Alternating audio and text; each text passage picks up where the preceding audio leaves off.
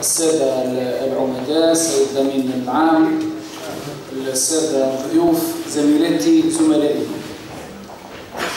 باسم مجلس الهيئة الوطنية للمحامين أرحب بكم في هذه الجلسة الأولى المخصصة لموضوع الندوة المهنية الحقوقية الدولية التي ننظمها على هامش الافتتاح الرسمي لمحاضرات التمرين، والتي سيكون موضوعها دور المحامي في الانتقال الديمقراطي.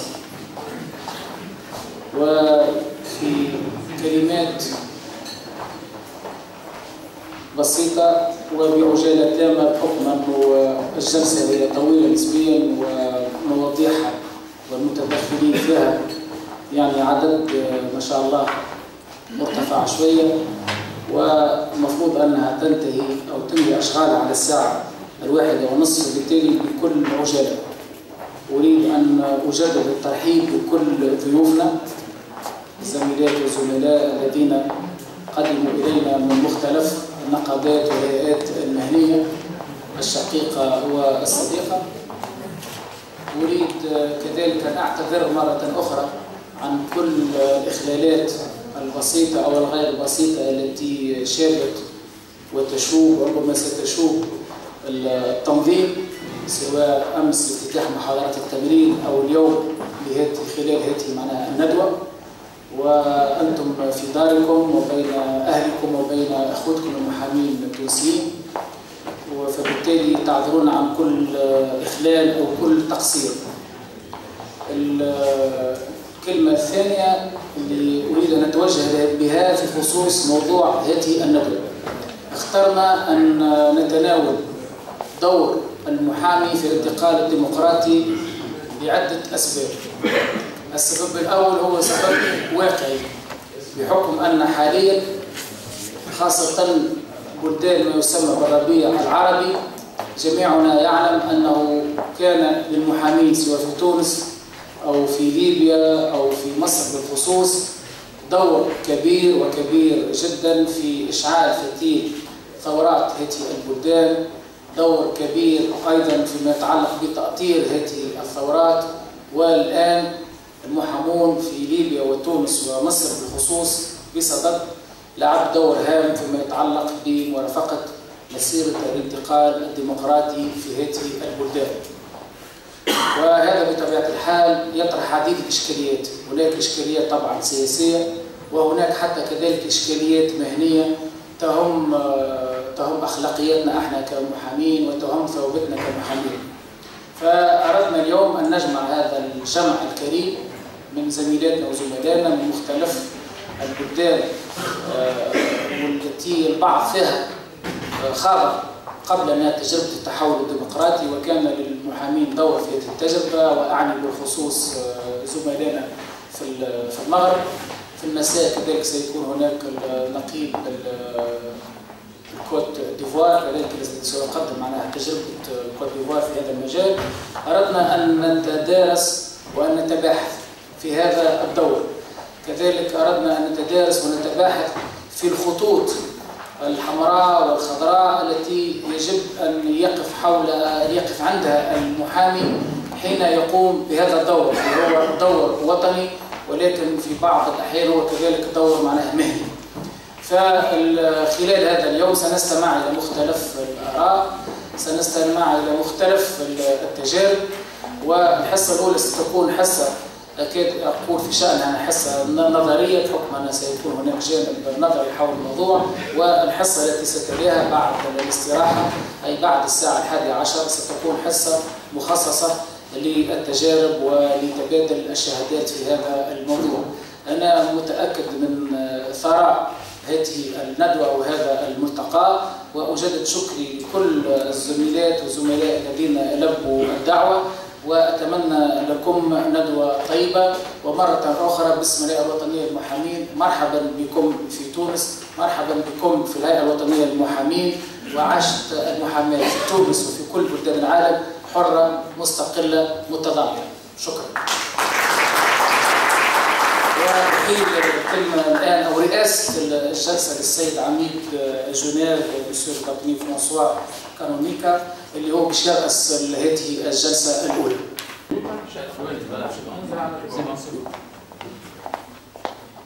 بسم الله، أحييكم تحية الحق وتحية العروبة، وأنقل لكم تحيات زملائكم في ليبيا الذين وقفتم معهم وقفة جادة سيذكرها التاريخ لكم ما حيينا. أرحب بكل الضيوف الذين حضروا هذا الملتقى الذي نظمته الهيئة الوطنية للمحامين، وأعتبر أن هذه اللقاءات هي التي ستخلق تشاور بيننا وتبادل للخبرات وتلاقح للأفكار. الوقت المخصص حسب البرنامج هو 10 دقائق، سأستطيع من خلالها إعطاء برقيات حول الوضع في ليبيا ودور المحامي الليبي في الانتقال إلى المسار الديمقراطي. سأقسمه لماما إلى 3 مراحل. المرحلة الأولى هي قبل ثورة 17 فبراير. تذكرون جيدا أن للمحامين في ليبيا دور بارز وفعال في توثيق الجرائم التي ارتكبها النظام السابق، وعلى رأسها قضية سجن أبو سليم التي راح ضحيتها 1269 سجينا أعزلا في ساعات حادقة الظلام، وهم لا يملكون حتى السكاكين للدفاع عن أنفسهم. وكان لهذه الجريمة التي استطاع النظام لسنوات طويلة أن يغطيها بالتراب، استطاع المحامون أن يظهروها وأن يرفعوا قضايا للكشف عن مصير السجناء الذين فقدوا. وأصبحت هذه الجريمة هي الجدوى التي لم تنطفي مطلقا إلى أن انفجرت ثورة 17 فبراير. المحامون قبل الثورة قادوا العمل السياسي البسيط في ظل حقول الألغام التي زرعها النظام السابق، ولكنهم استطاعوا أن يقودوا مرحلة الكفاح الديمقراطي للمطالبة بالديمقراطية والمطالبة بدستور وبتعددية وبحرية الصحافة وبحرية التعبير، إلا أن النظام السابق ضرب كل هذه المطالب عرض الحائط وإلى أن قامت ثورة 17 فبراير. كان للمحامين أثناء ثورة 17 فبراير دور فاعل، فهم الذين قادوا المرحلة السياسية الأولى لثورة 17 فبراير. فكان لوقفة المحامين أمام محكمة شمال بنغازي هي التي فجرت الثورة في شرق ليبيا في المناطق الشرقية، وكان للمحامين في طرابلس يوم 19 فبراير هي الشرارة التي نتج عنها أن انتفضت طرابلس وهي العاصمة من تحت أقدام النظام، وكادت في تلك الليلة الجميلة أن تسقط طرابلس ويسقط النظام السابق، لكن باستخدام المفرط للقوة واستخدام العنف واستخدام الآليات والعساكر المدربين كان سببا في إجهاض الثورة في المنطقة الغربية من ليبيا، إلا أنها كانت الجمر الذي يختبي تحت الرماد. بعد ثورة 17 فبراير ونجاحها كان للمحامين دور فاعل كذلك في إرساء المسار الديمقراطي والانتقال بليبيا من الاستبداد إلى الديمقراطية، وذلك من خلال قيادة العمل السياسي. المحامين في ليبيا يعني المجلس الوطني الانتقالي الذي قاد المرحلة السياسية في ليبيا في أول ثورة 17 فبراير كان يضم أكثر من 8 أو 10 محامين، وكان لهم دور بارز وفعال في الانتقال من مرحلة الحرب ومرحلة التحرير إلى مرحلة بناء الدولة. الآن يقوم المحامون وبكل جدارة بتصحيح المنظومة القانونية الاستبدادية، بتصحيح المسار الانتقال، بحزمة القوانين في ليبيا من قوانين استبدادية استطاع النظام السابق أن هو يرسخها ويقضي بها على كل المعارضين. استطاع المحامون باستخدام أدواتهم القانونية أن يطعنوا على هذه القوانين بعدم الدستورية. والآن استجابت المحكمة العليا في ليبيا في آخر طعن، وأتشرف بأنني كنت رافعه لإلغاء قانون غير دستوري كابت للحريات ظالم وجائر، وهو قانون محكمة الشعب. استمر المحامون كذلك إلى اليوم في توثيق الجرائم التي ارتكبت تمهيدا إلى الوصول إلى مختلفي هذه الجرائم وتقديمهم إلى محاكمات عادلة. أنا لن أطيل عليكم، هذه تجربة المحامين في ليبيا التي بدأت لا زالت في بدايتها، وأنا أجدد شكري الذي لا ينتهي للشعب التونسي المضياف الذي استضاف ثورة 17 غرام واستضاف النازحين الليبيين من ويلات الحرب. لكنني لابد لي من كلمة أقولها، أن هناك من يتاجر بقضية النازحين الليبيين في تونس. النازحين الليبيين في تونس هي قضية وطنية، ونحن نسعى جادين لكي لتضميد هذا الجرح، إلا أن محاولات المتاجرة السياسية والمتاجرة بآلام النازحين الليبيين في تونس هي نكء للجراح، ولا تساعد على أن يندمل هذا الجرح. وأتمنى من زملائي المحامين في تونس أن ينتبهوا إلى أن مثل هذه المسائل تنكأ الجراح وتخلق مشاكل بين شعبينا المتحابين المتآخين. وشكرا على حسن استماعكم.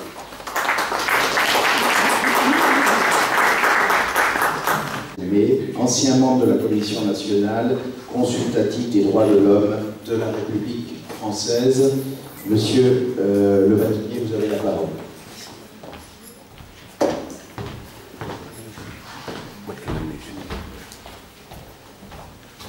Bonjour mesdames et messieurs, je suis très heureux d'être ici aujourd'hui à Tunis avec vous, surtout que c'est grâce à l'invitation de mon vieil ami Chawki Tabib, aujourd'hui bâtonnier de Tunisie.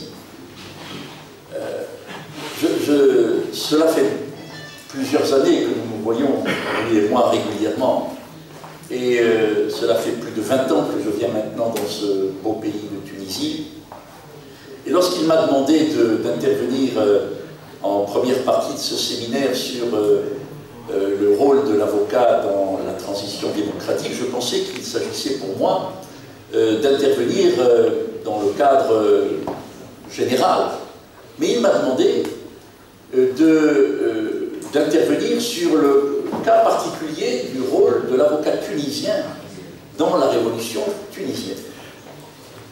Alors je me suis demandé si j'étais la meilleure personne pour parler d'une révolution que moi, en tant que Français, je n'ai vue que de l'autre côté de la Méditerranée.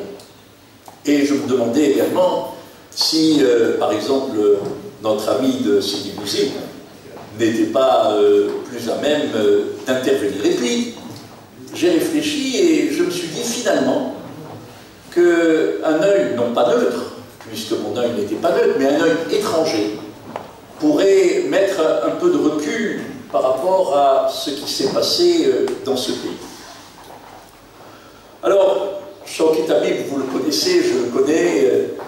Je ne suis pas, bien sûr, étonné de ce qu'il aujourd'hui organise autour de la promotion des droits de l'homme, des libertés publiques, des libertés individuelles. Nous le connaissons, c'est un homme engagé. C'est un homme qui est habité par des vraies valeurs que nous avons ici et là en partage, que nous avons en commun. Et donc, aujourd'hui, à la suite de cette belle cérémonie solennelle qui a eu lieu hier au Palais de Justice de Tunis, eh bien, nous rentrons un petit peu dans le vif du sujet, c'est-à-dire le rôle de l'avocat dans la transition démocratique. Que n'a-t-on pas entendu sur le printemps arabe? On en parlait encore tout à l'heure quand nous sommes entrés dans cette pièce, les uns et les autres. Que n'a-t-on pas entendu ici et là? On a même parlé de la révolution de Jasmin. on a dit tout et son contraire sur ce mouvement insurrectionnel populaire qui a pris de court toutes les chancelleries. Souvenons-nous de ce qui s'était passé dans l'enceinte de l'Assemblée nationale française et de la prise de position, de l'intervention maladroite, s'il en est, de notre ancien ministre des Affaires étrangères, Michel Alliot-Marie. Que dire également sur les télégrammes diplomatiques qui étaient envoyés par les postes étrangers à Tunis, la France, mais également le Royaume-Uni, les États-Unis, etc. Tout le monde a été pris de court. Peut-être que le seul qui n'ait pas été pris de court, c'est le peuple tunisien lui-même. Car depuis le temps que les uns et les autres, les organisations non gouvernementales, le barreau de Tunis et d'autres structures de défense des droits de l'homme, depuis le temps que toutes ces organisations ont appelé à la résistance, à la révolte, depuis le temps que le barreau de Tunisie a été spolié, torturé, emprisonné, bafoué, bien le peuple tunisien a pris en main son destin. Et vu de l'étranger, ça a été singulier de voir que tout est parti de ce funeste jour de Sidi Bouzid, qui a été à l'origine de ce déferlement révolutionnaire, mais qu'il a fallu tout de même la mort de cet homme par le feu pour réveiller ce mouvement et mettre ce mouvement sur les rails de la Révolution. Mais c'est une vieille tradition pour le barreau de Tunisie. Rappelons-nous simplement que le président fondateur de cette République, Habib Bourguiba, qui est avocat, et un très grand avocat, et cette tradition qui colle à l'image du barreau de Tunisie est une tradition qu'il faut nourrir et qui est nourrie au quotidien depuis ces derniers événements. Alors, il y a quelques mois, une conférence a été organisée à l'initiative de l'association tunisienne des jeunes avocats et en collaboration avec l'Ordre national des avocats de Tunisie, l'Organisation mondiale également contre la torture. Il y a eu cette organisation d'une conférence sur le rôle de l'avocat pour promouvoir les outils de protection des individus privés de liberté. Et à cette occasion, des prises de parole ont eu lieu, évidemment, et la fin de ce colloque a été conclue par une sorte de résolution qui demandait l'introduction des réformes sur les législations permanentes et la création de mécanismes institutionnels garants de la protection de ces catégories de personnes privées de liberté. C'est un colloque extrêmement important qui a eu. Et ce qui a été proposé par les intervenants de ce colloque est extrêmement innovant. Dans mon pays, la France, depuis, je m'adresse à mes confrères français qui sont ici, depuis combien de temps avons-nous l'institution du contrôleur général des lieux de privation de liberté en France? 3 ans. Il a fallu attendre l'année 2009 pour que notre législateur crée une instance de contrôle des lieux de privation de liberté. Vous n'avez pas manqué de relever que la presse s'en est emparée il y a quelques semaines à peine. Ce fameux rapporteur contrôleur général a déposé son rapport annuel, notamment relatant les conditions de détention ignobles qui sont notamment constatés dans une prison de Marseille, notamment le centre de détention des Baumettes. Et ça n'est pas la peine d'aller chercher bien loin, il suffit de se promener dans certaines régions de notre Europe pour se rendre compte que les conditions de détention ne respectent pas les outils nationaux et internationaux de respect, de dignité et de respect également de la norme nationale et de la norme internationale. Alors ce colloque est un colloque innovant. Est-ce que la Révolution a mis un terme aux violations des droits de l'homme en Tunisie? Le barreau de Tunis va y répondre. Est-ce que les placements en garde à vue respectent toutes les conditions de dignité, les conditions de défense? Le barreau de Tunis va répondre. Le barreau de Tunis est composé, maintenant comme hier, d'hommes et de femmes libres, debout, devant, qui vont défendre les intérêts et la dignité des justiciables de ce pays.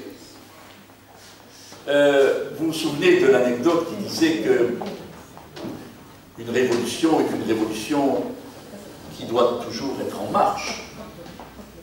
Pour détendre un petit peu l'atmosphère et pour raconter un petit peu une blague, vous connaissez la fameuse formule de la révolution de la bicyclette. La révolution est comme la bicyclette. Quand on n'avance pas, elle s'effondre. Et nous, Français, notre révolution de 1789, nous la fêtons tous les jours. Et à chaque fois qu'il y a un grand débat de politique sociale, de politique sociétale, nous revenons à quoi? Nous revenons à nos origines de 1789. Et nous ressortons toujours cette déclaration des droits de l'homme et du citoyen d'août 1789. Cela fait plus de 2 siècles que nous avons fait, que nos anciens ont fait cette révolution. Et elle est toujours d'actualité. Une révolution, ça s'ensemence. Une révolution, ça se nourrit, ça se bâtit au quotidien par des hommes et par des femmes libres de leur mouvement, libres de partager et de faire valoir les instruments qui leur tiennent à cœur pour aller de l'avant. Alors, le deuxième point sur lequel je voudrais insister, c'est que tout a commencé, bien sûr, nous le savons, à Sidi Bouzid. Le bâtonnier Kilani, qui était à l'époque bâtonnier de cet ordre national, qui est aujourd'hui, comme nous le savons tous, au gouvernement, avait dit, par une phrase extraordinaire, « Nous sommes les seuls élus de Tunisie ». C'est extraordinaire. Est-ce qu'un avocat aurait l'idée de dire « Mais je suis le seul élu de Tunisie ». Mais il avait raison de le dire. Puisque, et je le sais par l'intermédiaire de mon ami et de mon frère Shawki Tabib, mais également par d'autres amis que j'ai ici dans ce pays au barreau. Et je sais comment les élections se passent au sein de l'ordre national de Tunisie. Ce sont des élections qui sont compatibles, démocratiques. Chacun y va de son slogan, de ses idées, de ses tracts, de ses réunions publiques, de ses lobbying, de ses comités de soutien. C'est ça la démocratie. Et quand le bâtonnier Kilani a dit « Nous sommes les seuls élus de Tunisie », cela voulait dire quoi? Que nous sommes les seuls légitimes de ce pays. Et lorsque, de l'autre côté de la Méditerranée, nous avons entendu cette phrase extraordinaire de ce bâtonnier se levant et disant « Nous sommes les seuls élus de Tunisie », je peux vous dire que nous avons été plus d'un à être très fiers de la même robe que nous portons, ici, comme là-bas. 10 millions d'habitants. Et une autre avocate, membre de ce barreau, avocate et petite fille d'avocate, Maître Chamaly, a dit quelque chose d'extraordinaire, de très courageux. Car il ne faut pas faire la révolution à l'envers. Et il ne faut pas, aujourd'hui, sachant ce qui s'est passé, se dire, mais c'était facile de dire ça. C'était facile de faire ça. Une fois que les choses sont faites. Et à l'époque, c'était très courageux. Elle a dit, l'ordre n'a plié ni devant Bourguiba, ni devant Ben Ali. L'ordre a été un front du refus contre l'asservissement de la justice. Il fallait avoir du courage pour pouvoir dire publiquement ce que cette femme, ce que cette avocate a pu dire. Elle l'a dit et elle a été entendue, puisque cette phrase a été reprise et reprise et reprise encore, comme symbole de l'engagement d'abord du barreau, ensuite d'une femme et d'une Tunisienne libre face à une révolution qui était en train de sourdre, de naître. Alors le 14 janvier 2011, évidemment, est un jour fondateur pour ce pays. Et hier, quand je suis arrivé de l'aéroport, la voiture est passée là sur l'avenue Bourguiba, et avant, au milieu de l'avenue Bourguiba, il y a la place du 14 janvier 2011. Alors quand on connaît un peu Tunis, comme je connais un petit peu Tunis, ça fait chaud au cœur de voir le nom changer de cette place, hein, qui donne comme un petit peu place du 14 juillet 1789, place de la Révolution, place de la liberté, place de la République. C'est ça que ça avait dit. Alors le 14 janvier, bien sûr, ça a marqué une sorte de consécration de l'insurrection populaire, puisque c'est le départ de Ben Ali. Alors, l'avocat est un professionnel du droit. Nous le savons tous, c'est un truisme que de le dire. Mais est-ce qu'il n'est que cela? Certainement pas. Lorsque le bâtonnier Kilani dit « nous sommes les seuls élus de Tunisie », ça voulait dire quoi? Ça voulait dire que, certes, nous sommes des professionnels du droit, mais ce que nous faisons, ce sont des actes juridiques, mais des actes politiques. Quand un avocat se lève dans un prétoire, dans un lieu public, pour prendre la parole et pour défendre les libertés, c'est un acte politique. Quand il demande le respect des lois nationales et internationales de défense des droits de l'homme, de la dignité, c'est un acte politique. Et donc, il n'est pas surprenant de voir que, eh bien, dès le déclenchement de cette révolution, les instances ordinales ont été mobilisées. Alors, pourquoi les instances ordinales se sont senties mobilisées? Passez-moi l'expression, mes amis. Mais d'après ce que j'ai pu comprendre, il y avait au sein de ce barreau un vrai ras-le-bol. Comme on dit en arabe, khalas. Ça ne pouvait plus continuer comme ça. Et à un moment donné, il faut savoir dire que assez, c'est assez.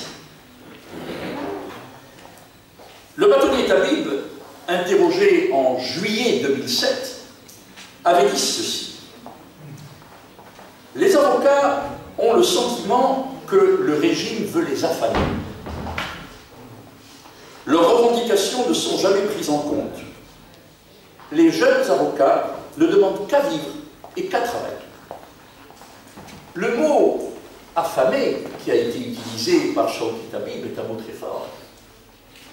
C'est-à-dire que le pouvoir a souvent essayé de séduire le barreau, de le corrompre, de l'envahir, de le soumettre.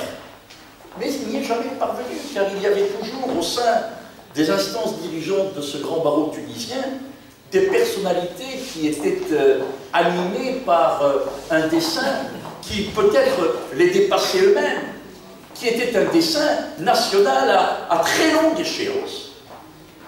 Et quand on voit et on lit ce qui a été dit et ce qui a été écrit par certains avocats tunisiens, on est abasourdi de la vision que ces hommes et ces femmes avaient dès 2007, dès 2000, dès 1990, date de la grande grève des avocats également, eh bien de ce que l'ordre voulait faire de son propre ordre, c'est-à-dire prendre son destin en main.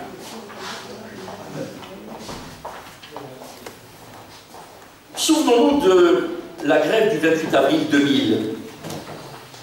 La grève du 28 avril 2000 dans ce barreau a été suivie, elle a été également constitutive d'un acte de fédération de tous les mouvements qui étaient des mouvements revendicatifs, des mouvements presque insurrectionnels. L'affaire de Taoufik Ben-Brik, l'affaire de Mohamed Abou, le barreau a été concerné par ces affaires-là. Le barreau s'est senti concerné et est intervenu pour prendre la défense de ses valeurs. Et le barreau avait demandé, il y a quelques années, la création d'un institut de formation. Et j'en parlais hier avec le bâtonnier Bounao. Cet institut de formation, qui est issu de la loi du 9 mai 2006, avait tous les contours d'un bon institut de formation. L'idée était quoi? L'idée était de dire que les avocats doivent eux-mêmes organiser leur propre formation. Et qu'en organisant leur propre formation, eh bien, ils devaient être aux manettes, comme on dit, c'est-à-dire qu'ils devaient pouvoir eux-mêmes diriger leur propre intégration. Et en effet, cette loi a créé un établissement public, mais qui a été placé sous tutelle du ministère de la Justice et du ministère de l'Enseignement supérieur. 12 membres étaient désignés pour composer cet institut, mais seuls 4 avocats étaient membres de cet institut. Alors il y a eu des mouvements de grève.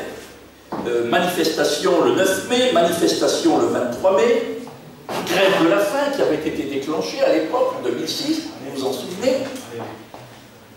Il y a eu une répression de cette grève, répression sauvage, répression extrêmement brutale des forces de l'ordre de l'époque. Et aujourd'hui, eh bien, le barreau a pris sa place dans la Révolution, et je vais très rapidement vous en tracer les grandes lignes. Le 17 décembre 2010, c'est le déclenchement de toute cette aventure humaine extraordinaire, qui aurait pu être un drame humain personnel, mais qui aurait pu aussi être simplement qu'un drame humain personnel circonscrit à une famille ou une ville. Et dès le lendemain, notre ami avec qui je parlais hier soir, le 18 décembre, me disait, dès le lendemain, les avocats de Sidi Bouzid s'étaient mobilisés. Et devant le tribunal de première instance de la ville, les avocats de Sidi Bouzid, eh bien, s'étaient réunis. C'est incroyable de voir que dans le sud de ce pays, Un jour, il y a un drame affreux qui se produit, et les avocats, immédiatement, ont le sentiment, une fois de plus, que leur devoir, que leur rôle, que leur place est de venir dénoncer les causes de ce drame et de venir se mettre aux côtés de ceux qui ont subi ce drame. Le 24 décembre, 30 avocats de Sidi Bouzid manifestent en ville. 30 avocats de Sidi Bouzid, ce qui correspond à un tiers, d'après ce qui m'a été indiqué, un tiers de la section locale, ce qui est énorme. C'est comme si, Madame le bâtonnier, Monsieur le bâtonnier de Paris, c'est comme si pour une manifestation concernant un fait divers éminemment politique, 10 000 avocats parisiens sortaient dans les rues. Le 27 décembre, après la répression, eh bien, dans les villes de Sidi Bouzid, et puis de Kasserine, de Bedni, les avocats organisent des sit-ins devant les tribunaux. Ces sit-ins deviennent des meetings, des réunions publiques, et des réunions forcément politiques. Il y a de la répression, les forces de l'ordre ne restent pas sans rien faire, sans rien dire, il y a des menaces, il y a des actes de répression brutaux. Et petit à petit, toutes les catégories socio-professionnelles s'agrègent aux avocats en robe. Et c'est ça qui est extraordinaire, de dire que, une fois de plus, et nous le disons avec un petit peu de fierté professionnelle, une fois de plus, c'est l'avocat qui a été le fer de lance de cette bataille. Et le 22 décembre, une manifestation de plus d'une centaine d'avocats est improvisée en face, devant le palais de justice et la maison de l'avocat à Tunis. Il y a eu la fameuse journée des rubans rouges dans tous les tribunaux de Tunisie, en signe de soutien au mouvement enclenché à Sidi Bouzid. Le 14 janvier, au matin, la presse internationale s'en est fait écho, le Premier ministre fait appeler le bâtonnier pour organiser avec lui, au palais du gouvernement, une rencontre pour aborder les réclamations des avocats. Et le 14 janvier, et il s'agissait, dans l'esprit du Premier ministre de l'époque,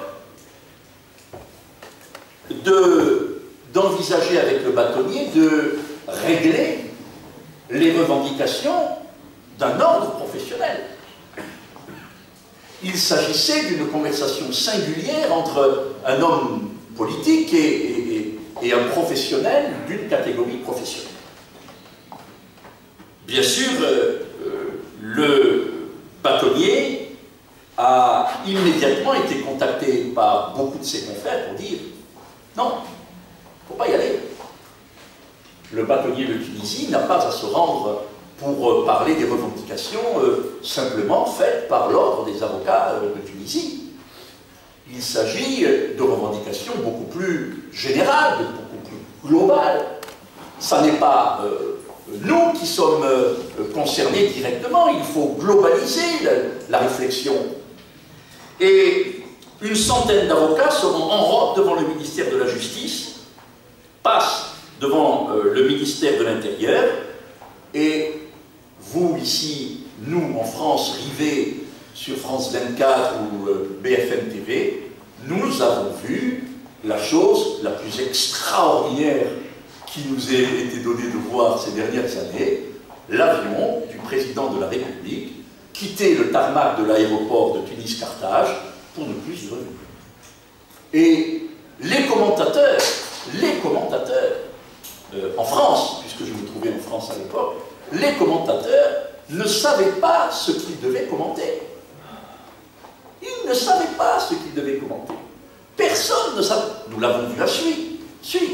C'est quelques jours plus tard, quelques mois plus tard, que nous avons su, grâce au travail des historiens et spécialistes de l'histoire immédiate, qui nous ont donné le le cursus, quasiment minute après minute, de cet invraisemblable départ. Le régime est tombé et une nouvelle ère, bien sûr, pour le barreau de Tunisie, s'est ouverte. Aujourd'hui, l'ordre des avocats, comme hier d'ailleurs, a su créer une image de garantie morale. Ce n'est pas la première fois dans la grande histoire du barreau tunisien que l'ordre des avocats marque de ses actes, marque sa volonté de garantir d'abord la morale, la vertu, l'ordre, la République, les valeurs républicaines de démocratie. Alors, ce qu'il y a de meilleur dans l'avocat, disait l'autre, c'est qu'il est là quand il n'y a plus personne. Aujourd'hui, la Tunisie est redevenue un pays libre. Les pages qui vont s'écrire vont être l'œuvre collective de tout un peuple. Et la Tunisie est redevenue un pays où il fait bon vivre et il fait bon partout, où on respire l'air de la liberté. Je vous remercie.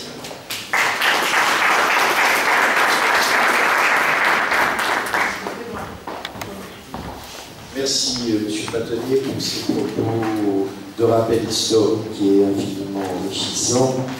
Je voudrais désormais céder la parole à la politique sur le thème avocat politique et printemps arabe. J'appelle M. Abdelatif Ouabi, membre de la Chambre des députés au Maroc.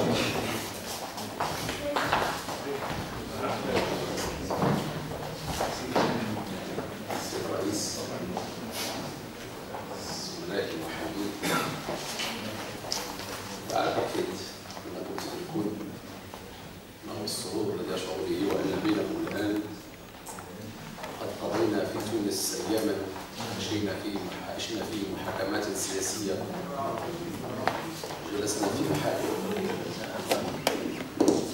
كنت أعتقد أن ذلك الليل الذي ينتهي في المغرب وتونس وليبيا وبين قوسين الجزائر، ولكنني اليوم أنا قبل الثورة، بعد الثورة لم أزر تونس، زرتها اليوم، وفي المطار اكتشفت لأول مرة الابتسامة التونسية التي لم تكن موجودة في الزمن السابق. اسمحوا لي وأنا جالس هنا أتذكر أياما قضيناها سواء مع زميلنا شوقي الطبيب أو حبيبنا العلاقي أو إخواننا في الجزائر، وأسسنا منظمات حقوق الإنسان، منظمات محامين الشباب، منظمات، وكنا نحلم فعلا ونرفع شعارات. تصوروا هذه الشعارات الآن ونحن في السلطة، لأن رغم أنني في رئيس فريق المعارضة فإننا نوجد في السلطة كمعارضة. علينا أن نحول كل هذه الأفكار الآن إلى قوانين. أنا كمحامي لم أعد أطلب الآن تطبيق نص قانوني، ولكن علي أن أنشئ قاعدة قانونية تصبح ملزمة للجميع. وداخل هذه القاعدة القانونية يجب أن تكون في جميع الأفكار التي كنا نرفعها والشعارات التي التزمنا بها